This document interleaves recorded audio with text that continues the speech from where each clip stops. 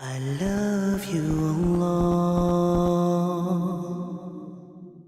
मेरे प्रिय भाइयों और बहनों, एक ऐसी दुनिया में जो विघ्नों और व्यक्तिगत लाभ की खोज से भरी है, अल्लाह की अपार शक्ति को भूलना आसान है। हाल ही में हमने लॉस एंजल्स में वन्य आग के विनाशकारी दृश्य देखे। पहली नज़र में कई लोगों ने गाजा का दृश्य समझा।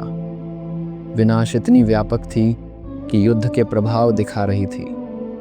ये दृश्य याद दिलाते हैं कि अल्लाह की शक्ति कितनी तेज़ी से प्रकट हो सकती है और सब कुछ धूल में बदल सकती है। जो निर्माण वर्षों या दशकों में होता था, वह कुछ ही दिनों में नष्ट हो गया। ऐसे विनाश के समय हमें कुरान में अल्लाह के शब्दों पर विचार करना चाहिए। क्या वे नहीं देखते कि हम उनकी ज़मीन की सीमाएं धीरे धीरे कम कर रहे हैं? अल्लाह निर्णय लेता है जिसे कोई उलट नहीं सकता, और वह हिसाब में तेज़ हैं। हम ऐसे समय में हैं जब लोग घमंड से मानव प्रगति, तकनीक, धन और शक्ति पर भरोसा करते हैं। फिर भी अल्लाह चाहे तो यह सब पल में छीन लिया जा सकता है, बिल्कुल वैसे ही जैसे आग ने लॉस एंजल्स के विशाल क्षेत्रों को निगल लिया। वहाँ केवल उजाड़पन ही बचा। अल्लाह का दंड किसी भी लोग पर उतर सकता है, किसी भी समय और किसी भी रूप में। आद और ठामुद के लोगों के बारे में सोचें। वे शक्तिशाली राष्ट्र थे, अपनी ताकत और उपलब्धियों में गर्वित। फिर भी अल्लाह का दंड उनके ऊपर ज़बरदस्त रूप में आया और उनकी महिमा अस्तित्व से मिट गई। कुरान हमें याद दिलाता है, हमने उनके खिलाफ चिल्लाता हुआ वायु भेजा दुर्भाग्यपूर्ण दिनों में, ताकि वे इस सांसारिक जीवन में अपमान का दंड चखें। लेकिन आखिरत का दंड और भी अधिक अपमानजनक है और उनकी मदद नहीं की जाएगी। एक खतरनाक घमंड है जो हमें यह विश्वास करने के लिए प्रेरित करता है कि हम अपनी नियति पर पूर्ण नियंत्रण रखते हैं। शांति और आराम के समय में हम अपनी ताकत, धन, ज्ञान और शक्ति के प्रति इतना निश्चित हो सकते हैं कि हम भूल जाते हैं कि सब कुछ अल्लाह के अधिकार में है। बस इस बारे में सोचिए, हमारी सभी प्रगति के बावजूद अंततः अल्लाह ही सभी मामलों पर नियंत्रण रखते हैं। हम अपनी पूरी कोशिश कर सकते हैं, लेकिन हमें कभी नहीं भूलना चाहिए कि सब कुछ उनकी इच्छा से है। ये घटनाएं यह स्मरण कराती हैं कि हम नियंत्रण में नहीं हैं, अल्लाह है। दुनिया के कुछ नेताओं द्वारा किए गए साहसिक बयानों पर विचार करें।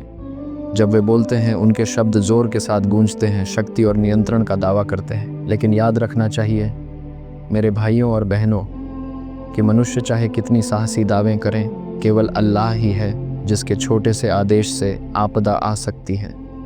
हमें इतना घमंड नहीं करना चाहिए कि हम दुनिया को नियंत्रित कर रहे हैं।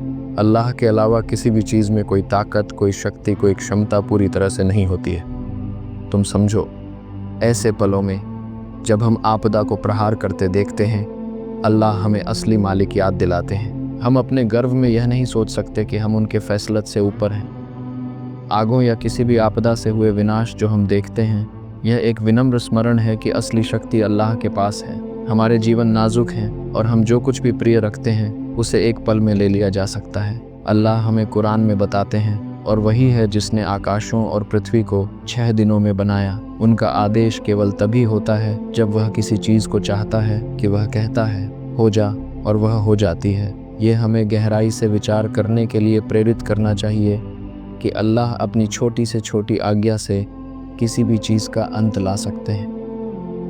हमें कभी भी ऐसा बिंदु नहीं पहुंचना चाहिए जहां हम अपने आप में इतने आत्ममुग्ध हो जाते हैं कि हम भूल जाते हैं कि हम एकमात्र के हाथों में हैं, जो आकाशों और पृथ्वी को नियंत्रित करता है।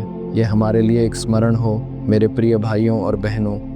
ऐसे समयों में जब दुनिया अनियंत्रित लगती है, जैसे आग, तूफान, भूकंप या कोई विपत्ति आती है, हमें स्वीकार करना होगा कि सब कुछ अल्लाह के नियंत्रण में है। हम उनकी रचनाएं हैं और नम्रता से उनकी ओर लौटकर उनकी दया और माफ़ी की तलाश करनी चाहिए। आइए उन आपदाओं से प्रभावित लोगों के लिए प्रार्थना करें। अल्लाह उनकी रक्षा करें और हमें उनकी निशानियों को पहचानने की दिशा दिखाएं। स्वीकार करते हुए कि हम नियंत्रण में नहीं हैं, आइए उनके सामने नम्र हों